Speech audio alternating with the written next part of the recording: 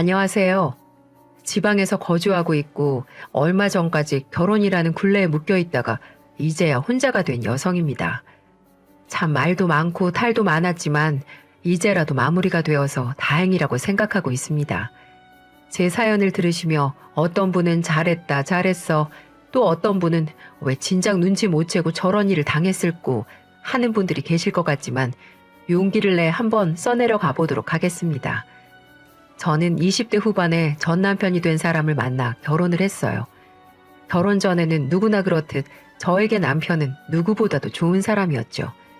자상한 남자였고 일도 열심히 하는 성실한 남자였습니다.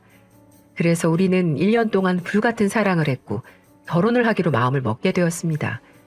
그래서 양가 부모님 댁을 찾아뵈서 정식으로 허락을 맡기로 했습니다. 먼저 시댁 부모님을 찾아뵈었는데 좀 한 가지 의아한 점이 있었어요.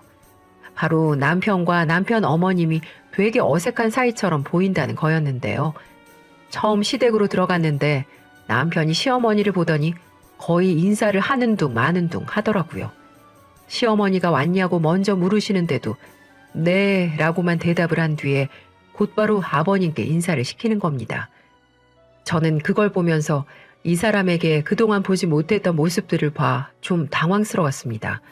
이 사람한테 이렇게 차가운 면이 있었나 싶더라고요. 시댁에서 대화를 하는 내내 시어머니는 굉장히 조용하게 앉아 계시며 저희들의 대화를 듣고만 계셨고 시아버지만 저에게 대부분 질문을 하셨어요. 남편도 아무렇지 않게 시아버지와만 거의 대화를 하면서 저를 소개시켰고요. 그렇게 시댁에서 대화를 하는 내내 시어머니는 거의 말씀을 하지 않으셨고 거의 그 공간에 없는 것처럼 계셨습니다. 한참을 그렇게 있다가 저녁과 디저트까지 먹고 인사를 드린 뒤 남편이 저를 집에 데려다 주는 길에 제가 어머니에 대해 물어봤어요. 아무리 생각해도 어머니는 그곳에서 거의 없는 사람 취급을 받고 계신 것 같아 보였거든요. 태아 씨, 내가 갑자기 이런 거 물어봐서 좀 미안하긴 한데 혹시 태아 씨는 어머님하고는 별로 안 친해요? 오늘 보니까 두 분이서 서로 좀 어색해 보여서 어머님은 말씀도 별로 없으시고 혹시 내가 마음에 안 드셔서 그러신 건가? 아, 그렇게 느꼈구나. 아니야. 당신이 싫어서 그런 게 아니고 원래 어머니가 말씀이 없는 편이시기도 한데 아버지랑 계실 때는 어떠신지 잘 모르겠지만 나나 우리 동생이랑은 안 친한 게 사실이긴 해. 언젠가 너한테 얘기는 해야겠다고 생각은 했는데 이렇게 말하게 될 줄은 몰랐네. 사실 우리 아버지가 오래전에 재혼을 하셨어. 원래 어머니는 돌아가셨고 그 이후에 재혼을 하셨는데 우리도 좀 성장기를 어느 정도 거친 다음에 해서 그런지 친해지기가 어렵더라고. 그래서 아직까지 어색해. 어머, 그랬구나. 그래서 아까 그렇게 둘이 대화가 없었구나. 그러니까 당신도 시어머니한테 그렇게 잘 보일 필요 없어. 그냥 우리 아버지한테만 좀 잘해줘. 그런 게 어딨어. 그래도 부모님이신데 두 분한테 다 잘해야지. 오늘 보니까 어머님이 말씀이 없으셔서 그렇지. 그래도 성품이 되게 좋으신 것 같더라고. 그래, 뭐 그거야 당신이 알아서 할 일이니까. 아무튼 오늘 인사드리느라 고생 많았어. 남편은 저한테 아무렇지도 않은 말투로 어머니한테는 잘할 필요가 없다고 하는데 거기에서 조금 이해하기가 어려웠어요. 아무리 어머니와 친하지 않다고 하더라도 그렇게까지 할 필요가 있나 싶더라고요. 하지만 그때까지만 해도 시어머니와 남편 둘 사이를 정확하게 인지하지 못하고 있었기 때문에 그 정도로 어색한가 보다라고만 생각하고는 넘겼습니다. 제가 봤을 때 저희 남편도 먼저 살갑게 다가가는 스타일이 아니었기 때문에 처음부터 어색했다면 지금까지 그 관계가 어려웠을 수 있겠다라고 이해를 했어요. 그렇게 저는 그때까지는 대수롭지 않게 생각을 하게 되었고 많은 사람들의 축복 속에 결혼을 하게 되었습니다. 처음에는 여느 부부가 그렇듯 참 행복했어요. 주민등록등본에 남편과 함께 나란히 있는 것도 든든하니 좋았고 사랑하는 사람과 매일을 같이 일어나고 같이 눈을 감는 나날들이 행복했습니다. 떡두꺼비 같은 아들도 낳았고요. 하지만 점점 시간이 지나면서 남편의 제가 몰랐던 모습들을 조금씩 보기 시작하면서 행복한 결혼 생활은 점점 위태로워져 갔습니다. 가정적일 줄만 알았던 남편은 가정을 멀리하기 시작했고 매일같이 술 먹고 집으로 들어와 술 냄새를 풍기며 저에게 툭툭 시비 거는 날도 많아졌습니다. 어린 아들에게도 한 번도 따뜻하게 안아준 적이 없었고 집안일이라고는 전혀 도와주지 않았어요. 이런 모습들을 매일같이 보다 보니 점점 지쳐만 갔습니다. 그리고 더 결정적인 건 시아버지가 암으로 돌아가시면서 남편의 진짜 악마 같은 본색이 드러나기 시작했어요. 사실 저희 시아버지는 자수성가를 하신 분이셨는데 어릴 때부터 열심히 돈을 모아 집도 몇 채 사시고 땅도 조금 가지고 있으셨어요.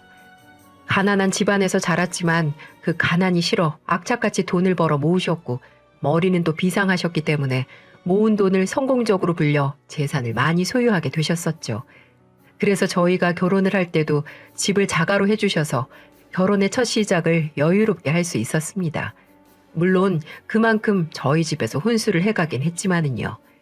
어쨌든 그만큼 재산이 꽤 있으신 분이셨는데 그런 아버지가 돌아가시니 저희 남편을 포함해서 시아버지의 자식들이 눈에 불이 켜지기 시작했습니다. 바로 재산 상속 때문에 말이죠. 저희 남편에게는 남동생과 여동생 한 명이 있었는데 이 중에 남동생은 남편처럼 누구한테 살가운 성격은 아니었어요. 근데 딱 봐도 좀 여우기질이나 다른 사람들한테 까칠한 면이 커서 저는 가까이 하고 지내지는 않았어요. 근데 시어머니와 시누이, 시매부, 남편과 제가 모여 변호사에게 재산 분할에 대한 이야기를 듣는데 시아버지께서 살아생전에 처리해 놓으신 재산 분할에 대해 듣더니 두 남매가 버럭 화를 내기 시작하던 거 있죠. 시아버지는 재산이 총 15억 원 정도의 현금 자산과 1000평의 땅이 있으셨는데 그중에 8억을 어머님 그리고 나머지 7억을 두 자녀들에게 상속을 하셨다고 했습니다. 그리고 더 놀라운 건 땅 1000평은 모두 어머님 앞으로 남기셨다는 거였어요. 보통 유언장을 작성하지 않고 재산을 배분한다면 공평하게 나누는 게 당연했지만 어쩐 일인지 아버님은 힘들게 유언장을 남기면서까지 자식들에게 불리하게 재산을 상속하셨어요. 그리고 그걸 받아들인 남편과 시누이는 시어머니 쪽으로 아버지 재산이 쏠린 게 마음에 들지 않은 건지 노발대발하며 그 자리에서 화를 내기 시작했습니다. 변호사님, 이게 말이 됩니까? 피를 가진 자식들이 여기 있는데 피 한 방울 안 섞인 시어머니한테 거의 재산 몰아주기 수준이잖아요, 지금. 이미 유언장에 그렇게 작성을 하셨고 저희는 유언장대로 처리를 할 수밖에 없습니다. 웃기고 있네. 유언장대로 처리하긴. 살아있는 사람이 먼저지 죽은 사람 유언이 무슨 대수라고. 어머니 말씀해 보세요. 어머니도 말이 안 된다고 생각하시죠? 솔직히 양심이 있다면 그 재산 다 가지고 가진 않겠죠. 제 말이 틀렸습니까? 시어머니는 단호하게 다그치는 저의 남편과 시누이의 말에 묵묵부답으로 일관하셨어요. 표정에는 씁쓸함과 외로움이 잔뜩 보였죠. 저는 이 둘이 너무 심하다는 생각이 들어 일단은 중재를 했습니다. 여보, 아가씨, 일단 진정하세요. 아버님이 이미 그렇게 정하신 걸 저희가 무슨 수로 바꾸겠어요. 그리고 아버님이 시어머니께 다 드릴만 하니까 드린 거겠죠. 여기서 이러지 말고 일단 흥분 가라앉히고 정 못 받아주겠음 나중에 다시 이야기하세요. 장례식 끝나고 아직 정리도 다 못했는데 다들 피곤할 거 아니에요. 저의 중재에 남편과 시누이는 개의치 않고 자신들의 할 말을 하려고 했지만 시어머니는 그들이 말을 멈춘 틈을 타서 얼른 자리를 나가버리셨어요. 거기다 대고 남편은 말로 시어머니를 다그치고 싶었는지 잡아 끌려고 하더라고요. 그래서 제가 얼른 남편을 제지했고 시어머니가 나갈 틈을 드렸어요. 이 여자가 왜 이래? 왜 말리는 거야 대체? 그래요 언니. 이게 무슨 짓이에요? 언니도 억울할 거 아니에요. 오빠나 내가 재산 더 받아내면 언니나 제 남편한테도 좋은 건데 이걸 왜 말려요? 지금 있는 재산도 충분히 받은 것 같은데 왜 이러세요 두 사람이? 당신이나 아가씨가 시아버지 옆에서 20년 넘게 내조했어요? 뒤에서 보필했냐고요?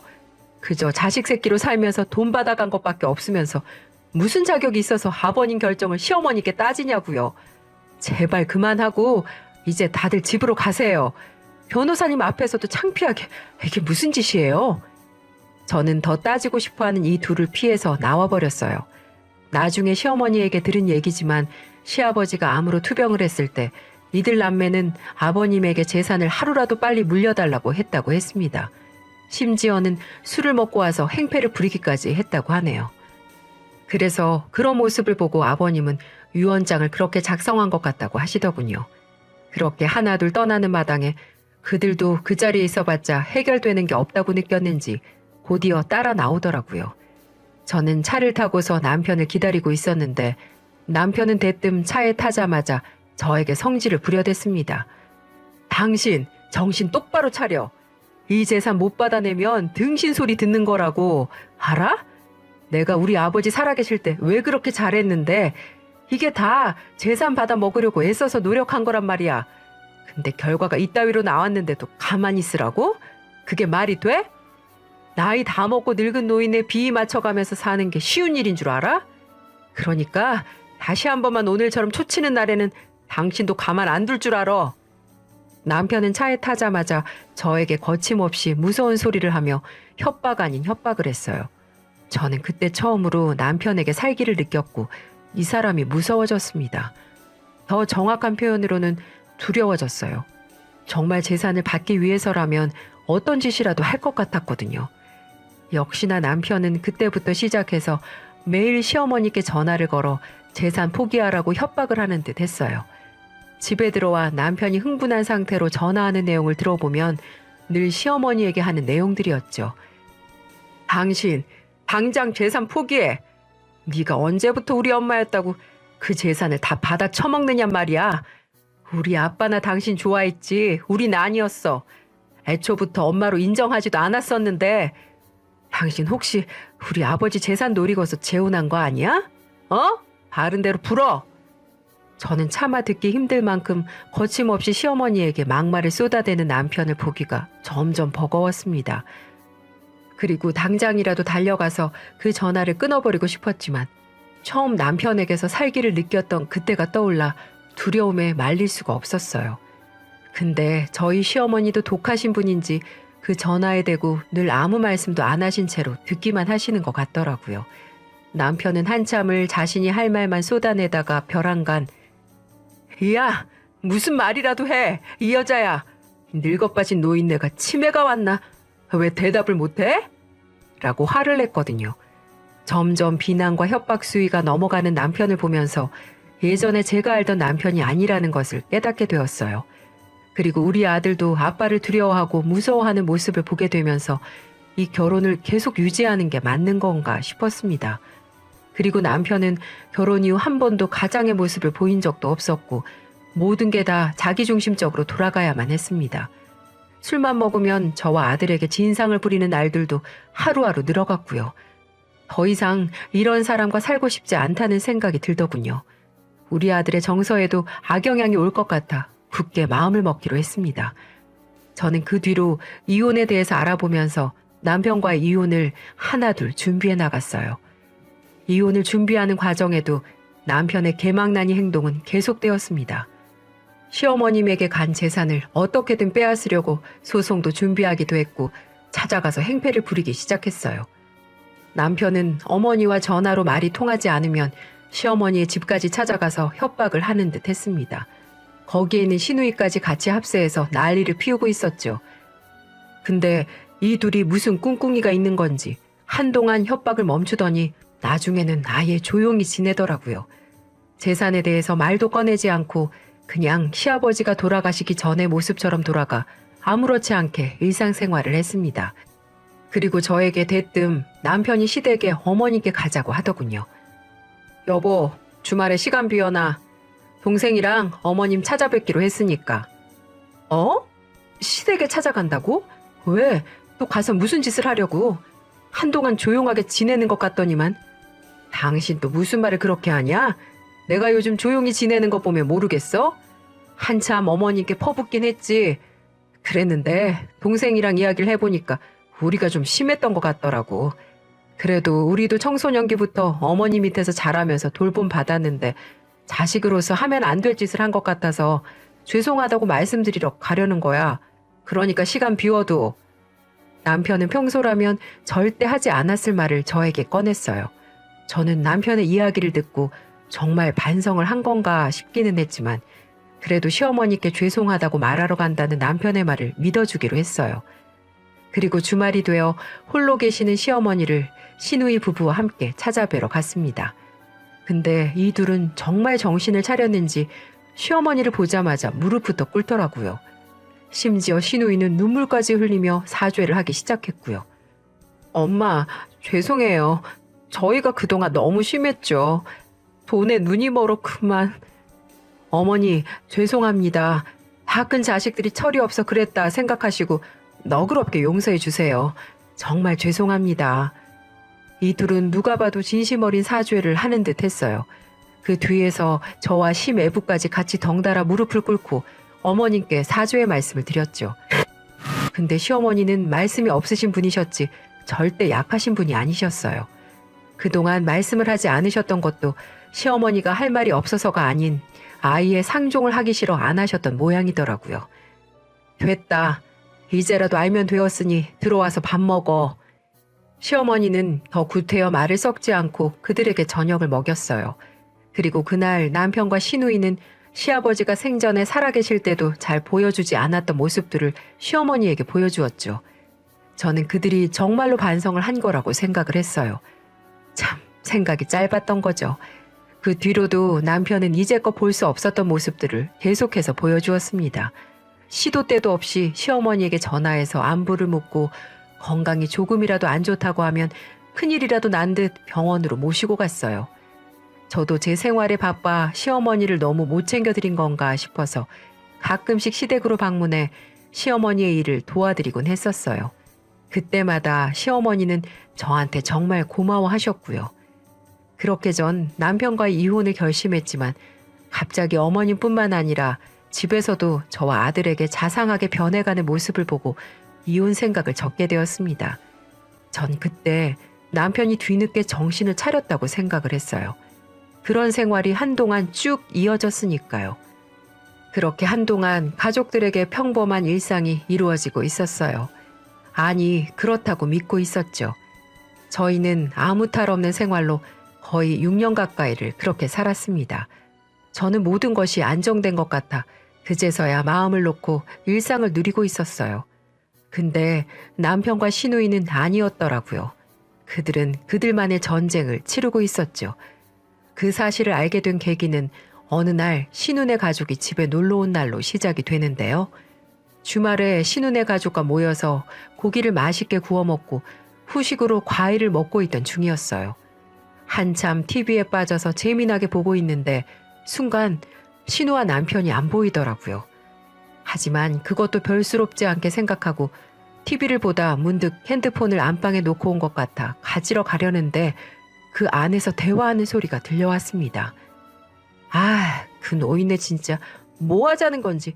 우리가 이 정도로 잘했으면 뭐라도 나눠줘야 할 거 아니야. 며칠 전에 5천만 원 도와달라고 하니 왜 꿈쩍도 안 하는 거야. 짜증나게. 마음 같아서 지금이라도 다 엎어버릴까 보다. 아, 나도 몰라 진짜. 그 노인네한테 내가 드린 공이 얼만데. 그래도 6년 전에 사회에 기부한다는 거 우리가 겨우 말렸잖아. 그때 우리 만약에 고개 숙이고 안 들어갔으면 아마 그 돈 전부 기부금으로 들어갔을걸? 그러니 오빠 조금만 참자. 그래, 현실이 이러니 어쩔 수 없지. 그 인간 어차피 오래 살아봤자 20년이야. 그때까지 그냥 숨죽여서 살다가 그냥 재산이나 상속받자고. 안 그래도 이 마누라녀는 주말마다 시어머니 찾아가서 싸바싸바 하는 것 같은데 그거라도 하고 있으니까 내가 좀 덜 하고 있지. 아휴, 전화하는 것도 싫다 나는. 그 목소리 듣는 거 아주 끔찍해. 그것 때문에 마누라한테도 요즘 기고 있잖아 내가. 조금이라도 할망구 욕하는 날에는 또 초칠지 몰라서. 재산만 받아내면 이 가짜는 것들 한 방에다 쓸어버릴 수 있는데 말이야. 아씨.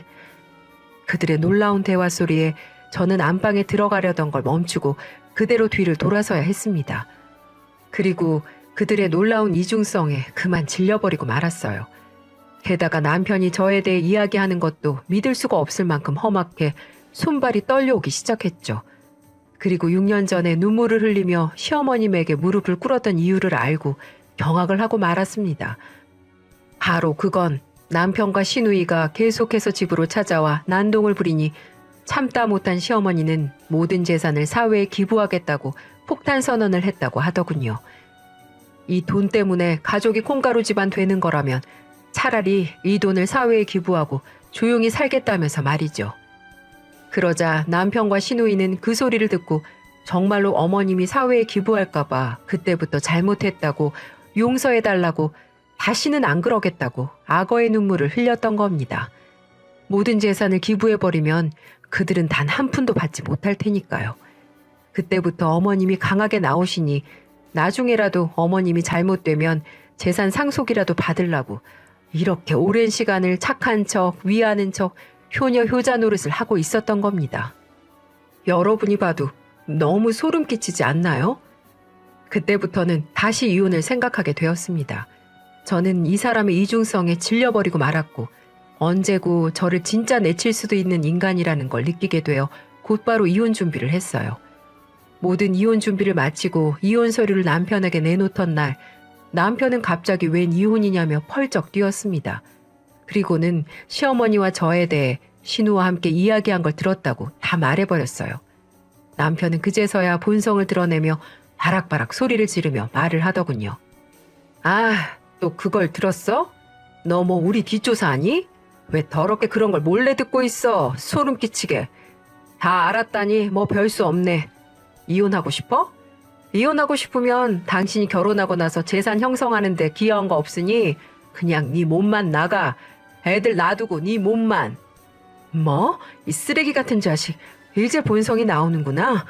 6년 동안 그 더러운 모습 감추려고 어떻게 살았대? 그리고 애들? 애들이 너 같은 놈하고 살고 싶어 할 것 같아? 너 사람 잘못 봤어. 네 눈에 내가 피눈물 나게 해줄게. 전 그렇게 남편에게 말을 하고 곧바로 이혼 소송을 진행했습니다. 양쪽 모두 질 수 없어 변호사를 대동해 피 터지게 싸웠어요. 저는 위자료까지 청구를 했는데 서로 얽힌 것들이 많아서 제 생각대로 되진 않았어요.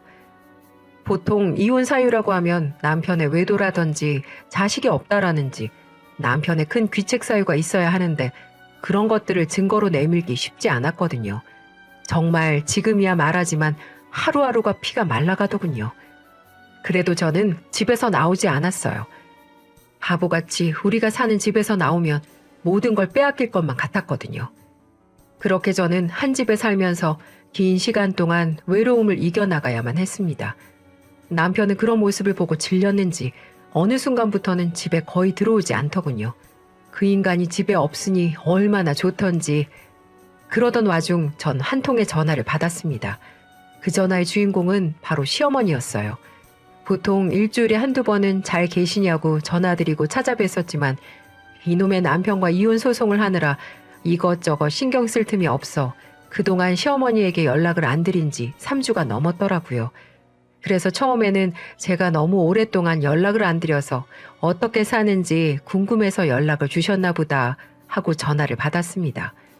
하지만 어머님은 울면서 제게 말씀하시더군요. 2주 전에 땡볕에서 밭일을 하다가 너무 복통이 심해 갑자기 쓰러지셨다. 무슨 문제가 생긴 것 같다. 겨우 정신을 차려 직접 119에 신고를 해 병원으로 가서 검사를 받았는데 간암 2기라는 진단을 받으셨다고 했습니다. 어머니는 남편하고 시누이에게 연락을 했지만 아무도 오지 않았다고 했습니다. 그래서 저에게 연락을 했다고 했어요. 저는 깜짝 놀라 시어머니가 계시는 병원으로 갔고 시어머니는 그간 무슨 고생을 하신 건지 얼굴이 많이 상해 있으셨어요. 어머니, 암이라뇨? 지금은 어떠세요? 괜찮으신 거예요? 괜찮은데 내가 거동이 좀 힘들어. 근데 연락할 사람이 없어서 말이야. 너희 지금 어떤 상태인지 아는데 이렇게 연락해서 미안하다. 아니에요. 저한테라도 연락하실 수 있으니 다행이죠. 그 사람은요? 안 온대요? 전화를 했더니 온다 하더니 오지를 않네. 좀 내 자신이 불쌍하더구나. 내가 지들을 고등학교 때부터 어떻게 키웠는데 뭐 이것도 내 운명이지 뭐. 기다려보세요 어머니. 저는 어머니의 말씀을 듣자마자 곧바로 이혼 소송 중인 남편에게 전화를 했어요. 당신 어머니 쓰러지신 거 알고 있지? 그런데 왜 코빼기도 안 비추는 거야? 얼마 후면 수술도 하셔야 하는데 아무리 낳아준 부모가 아니라지만 가슴으로 키워준 어머니시잖아. 정말 해도 해도 너무한다. 내가 왜? 난 단 한 번도 그 사람을 우리 엄마로 생각해 본 적 없어. 그리고 우리가 그 사람을 왜 그렇게 싫어하는 줄 알아? 나 고등학교 때 우리 엄마 죽고 3개월 만에 우리 아빠랑 재혼한 사람이야. 그게 말이 돼? 분명 그 여자는 우리 엄마 죽기 전부터 우리 아버지랑 만나고 있었던 여자라고. 물론 물증은 없고 심증이지만 분명해. 그러는데 너 같으면 그런 사람을 어머니로 인정하고 싶겠니? 그 사람 때문에 우리 엄마가 일찍 죽었을지 모르는데. 잘 됐네 아주.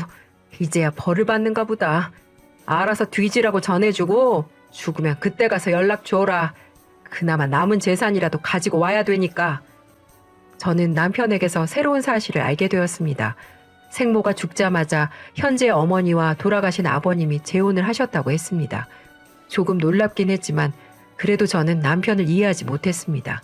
남편 말을 그대로 믿고 싶지도 않기도 했고요. 시누이도 마찬가지였어요. 어머니에 대한 원망이 컸던 남매는 후에 어머님이 수술을 하신 날 와보고는 오지도 않았습니다. 참 어떻게 자식들이 저럴 수가 있는지 대단하다는 생각밖에 들지 않더군요. 어머님은 그렇게 한동안 병원 생활을 하다 퇴원을 하신 후 제가 매일같이 어머님 집으로 가 보살펴 드렸습니다. 항암 치료를 받으셔서 몸이 많이 허약해진 상태셔서 누군가는 어머니를 보살펴 드려야 했거든요. 남편과 시누이가 나 몰라라 하니 제가 할 수밖에 없었죠. 그렇게 어머님은 저와 거의 매일같이 조금씩 운동도 하고 바람도 쐬고 식이요법도 하고 병원도 다니며 한동안 그렇게 거의 붙어 다니다시피 하며 지냈습니다. 어머니는 그러는 동안에 제가 일이 있어 단 하루라도 가지 않으면 엄청 서운해하시고 어떤 날은 눈물을 흘리기도 하셨어요.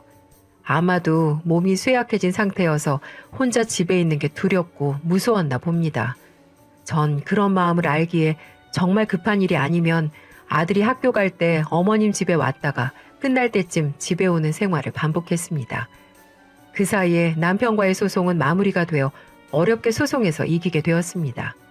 일단 아들이 저와 함께 있길 원했고 제가 그동안 아들에게 기여한 바가 컸기 때문에 상속권은 저에게 올 수 있었어요. 그 외에도 양육비도 매달 지급하라는 판결을 받았고 재산 분할도 얼마간의 재산을 제 앞으로 가져올 수 있었어요. 그렇게 전 그 지긋지긋한 인간과 깨끗하게 이혼을 할 수 있었어요. 그 더러운 인간이랑 다시는 마주치지도 목소리도 다시는 듣고 싶지 않았거든요. 그렇게 이혼을 한 후 시어머니께 이혼이 확정됐다고 말씀을 곧바로 드렸습니다. 그랬더니 제 손을 꼭 잡으며 말씀해 주셨어요. 민수애미야, 그동안 고생 많았어. 이제 이혼했으니 그동안 마음고생한 거 훌훌 털어버려. 아직 젊으니까 새 인생 살면 되지. 그런데 좀 내 마음 한구석이 편치가 않구나. 아들이랑 이혼했으면 이제 우리 시어머니 며느리가 아닌 남남이지 않니? 이제는 염치 없어서 나한테 오라고 말도 못하겠구나. 무슨 소리예요, 어머님. 한 번 어머님은 영원한 어머님이죠. 제가 뭐 그 인간 보고 어머니를 보살펴 드렸나요? 우리 아이 할머니고 제 좋은 어머님이시니까 제가 할 도리를 다 한 거죠. 그런 생각하지 마세요. 예전처럼 계속해서 제가 옆에서 있어 드릴 테니까요. 전 그렇게 말하면서 어머니를 안심시켜드리며 꼭 안아드렸어요. 어머니는 제 얘기를 들으시며 눈시울을 붉히셨습니다. 연신 고맙다고 하면서 말이죠. 그러다 어머니는 식사를 차리고 있는 저를 불러 세우시더니 단단히 마음을 먹으신 듯 제게 말씀을 하셨습니다. 애미야, 이제 어디서 지낼 생각이니? 갈 데는 있고? 네, 지금은 당분간 친정에서 지내다가 서서히 알아보려고요. 언제까지 다 큰 딸이 친정에 있을 수도 없고 괜찮은 데 있으면 작은 집이라도 들어가려고요. 그래, 그럼 이거는 어디까지 내 생각인데 부담 갖지 말고 들어. 혹시 이 CM이랑 같이 사는 게 어떠니? 이런 말 하기 그렇지만 난 정말 네가 남남이 됐다고 생각하니 불안해서 살 수가 없구나.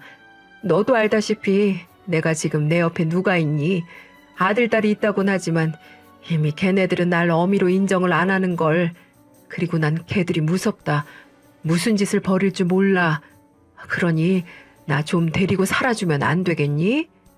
어머니는 눈물을 흘리시면서 거의 애원하시듯 말씀하셨습니다. 그 모습을 보고 저도 어머님이 너무 불쌍하다는 생각이 들어 얼마나 울었는지 몰라요. 오죽했으면 며느리에게 데리고 살아주면 안 되냐고까지 하시면서 부탁을 하셨을까요? 너무 마음 아파왔습니다. 자식들이 있어도 그 자식들이 무서워 이혼한 며느리에게 의지를 해야 하는 심정, 전 그 심정을 그동안 꾸준히 지켜봐 왔기에 어머님의 마음을 이해할 수 있었습니다. 전 어머님을 다시 한번 꼭 안아드렸어요. 어머님, 무서워하지 마세요. 제가 어머님 옆에 있어 드릴게요. 그래요, 우리 같이 살아요. 못난 며느리하고 우리 아들하고 셋이서 우리 행복하게 살아요. 이렇게 말을 해드리며 우리는 한동안 그 자리에서 부둥켜 울었습니다. 그날로 어머님은 가지고 계신 밭집, 땅 등을 처분하기 시작하셨어요. 그렇게 하나하나 정리가 되고 이제 마무리가 될 때쯤 어머님은 비장한 각오를 하고 두 남매를 집으로 불러들이셨습니다. 물론 저도 그 자리에 있었고요. 전 그 자리를 피하고 싶었지만 어머님은 확실히 봐두라면서 꼭 앉아 붙어 있으라고 하더군요. 역시나 전 남편은 저를 보더니 깜짝 놀라 뒤로 자빠지려고 하더군요. 자, 이 역식이다. 니네들 나한테 한 짓을 생각하면 아무것도 너네들에게 주고 싶지 않지만 너네 아버지를 생각하면 마음이 아파서 이거라도 주는 거야.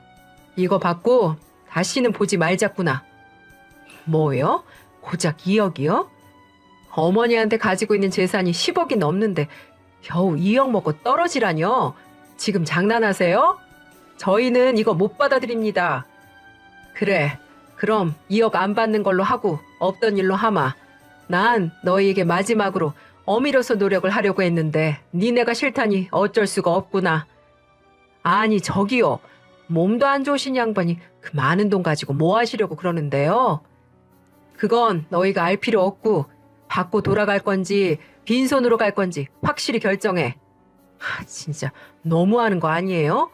어릴 적에는 우리 엄마 죽게 만들더니 이제는 아버지 재산 이거 먹고 떨어지라고요? 정말 이 아줌마 사악한 여자네. 말 조심 안 하니? 그리고 누가 누굴 죽게 만들었다는 거냐? 맞잖아요. 우리 아버지랑 바람나서 우리 엄마 속병 걸려서 죽은 거잖아요. 아니에요? 이런 고의한 놈. 나도 몰랐어. 결혼하고 한참 후에야 알았어. 난 아는 사람을 통해 중매로 만나 일찍 결혼한 죄밖에 없다. 이런 나쁜 놈들 같으니라고 내가 너네들을 받아들이면서 어떻게 키워냈는데 그걸 우리가 믿으라고요?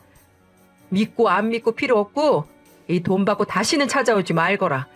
그리고 여기 찾아와도 난 이 집에 없을 거다. 이 집도 내놨으니 괜한 헛걸음 하지 말고. 그건 또 무슨 소린데요? 나 민수애미랑 같이 살기로 했다. 내가 언제 죽을지 모르지만 한평생을 키워온 너네들보다 훨씬 나아.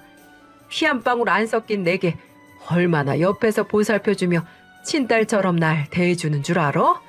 그런 순간에 너네들은 뭐 했니? 나한테 어떻게 했어 이놈들아. 그래서 내 모든 재산 민수애미에게 주기로 했으니까 그렇게 알고 다시는 찾아오지 마라. 뭐요?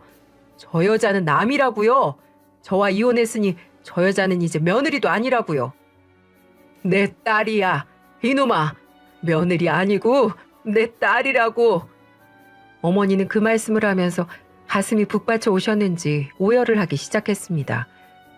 친자식처럼 키워온 자식들이 삿대질을 해가며 어머니에게 성난 개처럼 달려드니 결국 감정이 폭발한 듯 보였어요.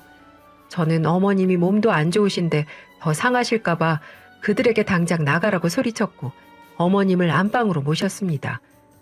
그랬더니 두 남매들은 울분을 토하며 집안에 있는 물건들을 부수고 난동을 부리더군요. 그래서 경찰을 불러서야 그들을 쫓아낼 수 있었습니다. 전 눈물을 흘리는 어머님에게 뒤에 가서 꼭 안아드렸어요.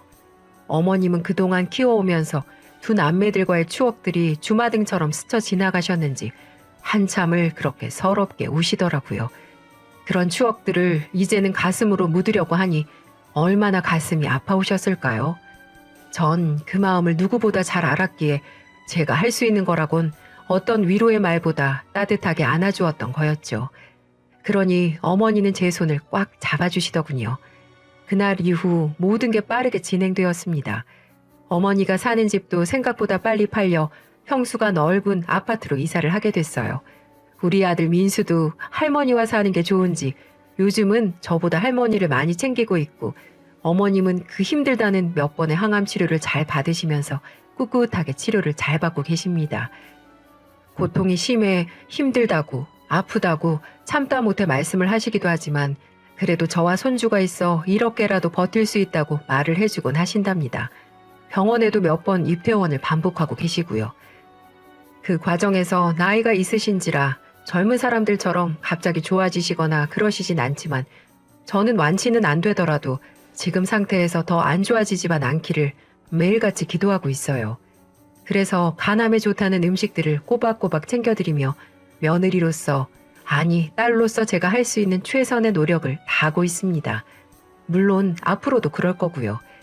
그리고 저희 어머니가 얼마나 대단하시냐면 얼마 전에 어머님이 다니시는 병원에 7천만 원을 기부하셨습니다. 어려우신 분들에게 써달라고 말이죠. 7천만 원 기부해서 속상했냐고요? 아니요. 오히려 전 그 모습이 너무 멋있어 보였어요. 지금 살고 있는 아파트는 어머님이 장만해 주셨지만 나머지 돈들은 전 어머니께 받지 않았어요. 그 남은 돈으로 어머님 하고 싶은 거 하시라고 말씀을 드렸죠. 기부를 하시든 남들을 돕든 어머님 쓰고 싶은데 다 사용하시라면서 말이죠. 그랬더니 어머님은 그 돈들 중에 처음으로 쓰신 돈이 기부였습니다. 그 모습을 보고 본인도 몸이 안 좋으시면서 남을 생각하는 마음을 보고 저도 하루하루 어머님께 많은 걸 배우며 살아가고 있네요. 하늘에서 이런 착한 마음을 가지신 어머님의 마음을 안다면 꼭 완치라는 선물을 주시지 않을까 조심스럽게 기대해보게 됩니다. 그리고 가끔 남편과 시누이가 찾아와 계속해서 협박을 하고 난동을 부렸지만 어머니가 경찰에 접근금지 신청을 했더니 더 이상은 찾아오지 않네요. 연락처도 다 바꿨기 때문에 그들은 우리에게 연락할 방도도 없을 겁니다. 제 사연은 여기까지예요. 제 사연 보시고 정말 말도 안 된다, 어떻게 자식들이 저럴 수 있을까, 이런 생각을 하신 분들이 많으실 거라고 생각이 들어요. 저도 겪어보기 전에는 그런 생각을 했을 테니까요. 가끔 뉴스를 보면 말도 안 되는 사건, 사고들 있잖아요. 부디 앞으로 제게는 더 이상 그런 일이 있지 않길 바라며 열심히 살아가 보도록 하겠습니다. 이걸 보시는 분들은 좋은 일만, 행복한 일만 있으시길 간절히 응원하겠습니다. 항상 건강하시고 2022년에는 더 성장하는 한 해가 되셨으면 좋겠네요. 감사합니다.